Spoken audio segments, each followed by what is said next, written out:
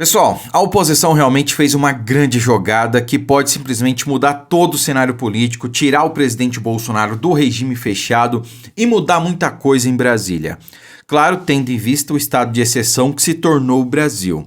A gente sabe da dificuldade que está sendo avançar com o projeto da anistia lá na Câmara, porque simplesmente algumas figuras do STF não querem.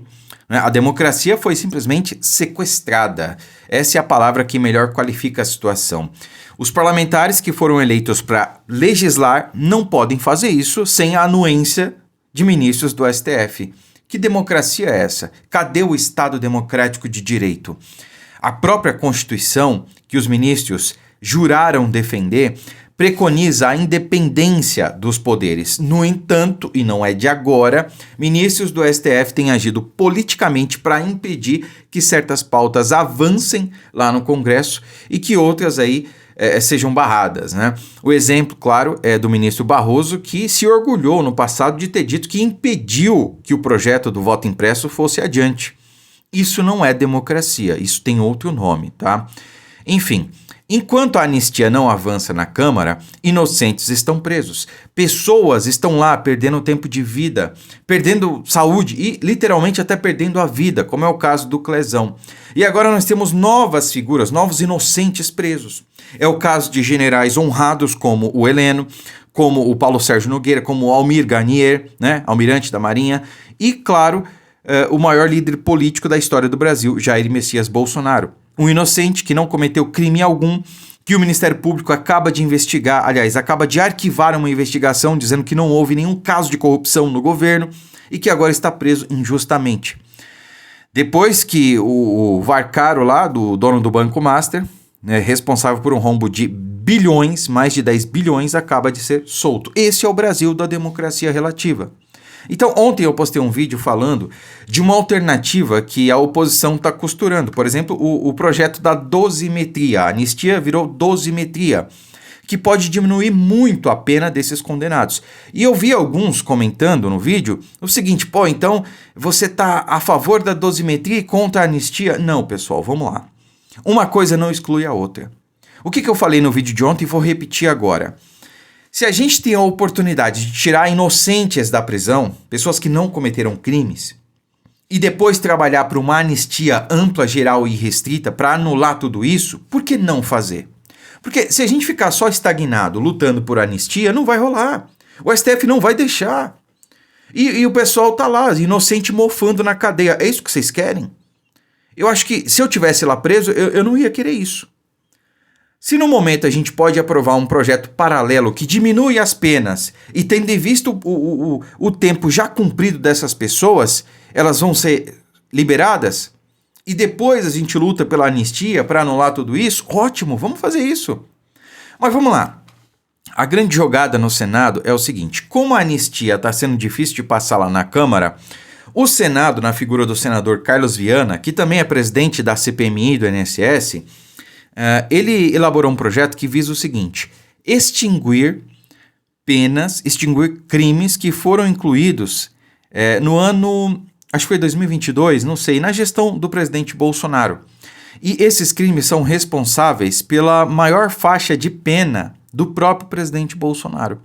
Por exemplo, o projeto ele visa extinguir o seguinte: o crime de abolição violenta do Estado Democrático de Direito, golpe de Estado, atentados violentos contra instituições democráticas, interrupção do processo eleitoral e violência política. Não houve nenhum desses. A gente sabe que não houve nenhum desses no 8 de janeiro, nem antes nem depois. Mas o presidente Bolsonaro e vários outros foram condenados por isso. Só no caso do presidente Bolsonaro, esses 3 crimes que eu citei aqui representam 22 dos 27 anos pelos quais ele foi condenado. Então, olha que jogada excelente, cara. Olha que realmente grande sacada do senador Carlos Viana. Aprovar um projeto hoje, sem a anuência do STF, não dá. Porque aí o STF vai considerar inconstitucional, se aprovarem, por exemplo, a anistia. Ah, não, é inconstitucional. Aí o Congresso nada pode fazer. Mas veja, revogando artigos dessa lei, é o certo, é a grande jogada. Revogando esses artigos aqui, deixa de existir esses crimes, beneficia o réu, porque a lei retroage para beneficiar, né? Então, o presidente Bolsonaro dos 27 passaria a ter 5 anos de condenação, ou seja, regime semiaberto, regime aberto, sai do regime fechado. É o ideal? Não. Mas a gente consegue aprovar uma anistia hoje? Também não. Então, qual é o melhor caminho? Qual é o paliativo? Vamos tirar inocente da cadeia, pelo menos colocar no regime aberto, e a partir daí, a pessoa já estando em liberdade, e estando numa situação mais confortável, digamos assim, a gente luta pela anistia, luta para reverter tudo isso, que eu tenho certeza, tudo isso será anulado, isso é questão de tempo. Eu não tenho dúvidas disso, sinceramente, do fundo do coração, eu não tenho dúvidas que tudo isso vai ser anulado. Respeito para quem pensa o contrário, mas eu não tenho dúvidas disso. Agora, enquanto esse dia não chega, porque esses inocentes não podem esperar do lado de fora? É melhor que eles esperem atrás das grades ou é melhor que eles esperem aqui fora? Entende? Uma coisa não exclui a outra. Não é porque a gente vai lutar para aprovar um projeto como esse que a gente vai deixar de lutar pela anistia. Não, muito pelo contrário. Hoje a gente tem muita pressa para aprovar esse projeto. Muita pressa. Porque inocentes estão presos. Só que o sistema sabe disso e cria entreveiros, principalmente o Lula, né? Que usa toda a máquina, todo o seu aparelhamento, toda a sua influência, todo o seu poder para impedir que o projeto avance.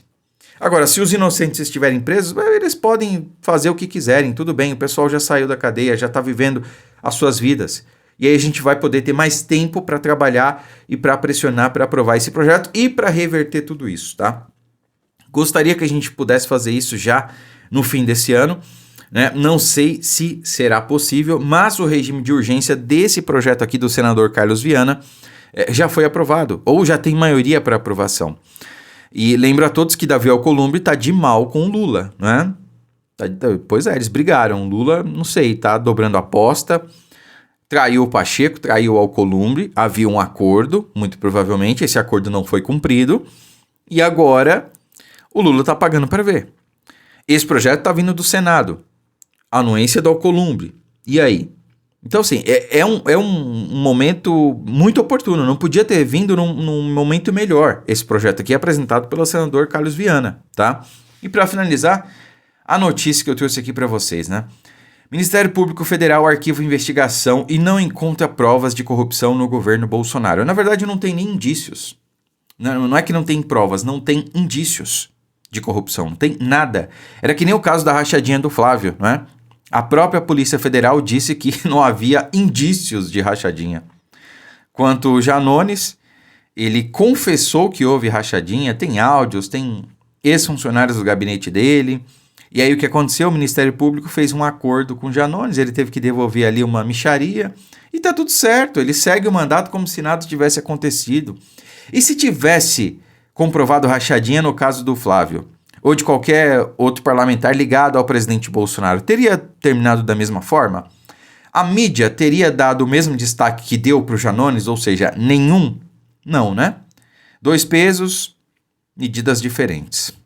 Bom, para mim é um grande dia, é uma boa notícia, parabéns ao senador Carlos Viana, tá? Para quem acompanha o canal aqui, vai lembrar do que eu sempre falei.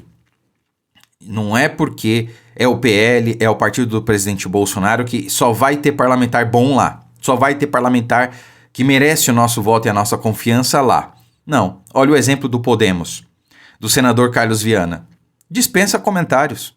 Dispensa comentários. O cara é realmente excepcional, né? Trabalho excepcional na CPMI da pandemia, na CPMI do INSS e mais esse projeto aqui que, foi uma grande sacada. Então, parabéns aí ao senador, parabéns ao partido Podemos, né, que desde o governo Bolsonaro sempre esteve alinhados com a pauta do governo, do presidente Bolsonaro, e não se curvou aí ao governo Lula, né? A gente sabe que política é a arte da negociação, então isso é normal, né? O Podemos é um partido do centrão, mas tem feito aí a lição de casa e tem contribuído com as pautas que interessam ao Brasil e que permaneça assim, cara. É o caso também do PP e de outros partidos que, enfim, por terem interesse político ou não, estão contribuindo com o Brasil, com as pautas que nos interessam, e é isso que importa.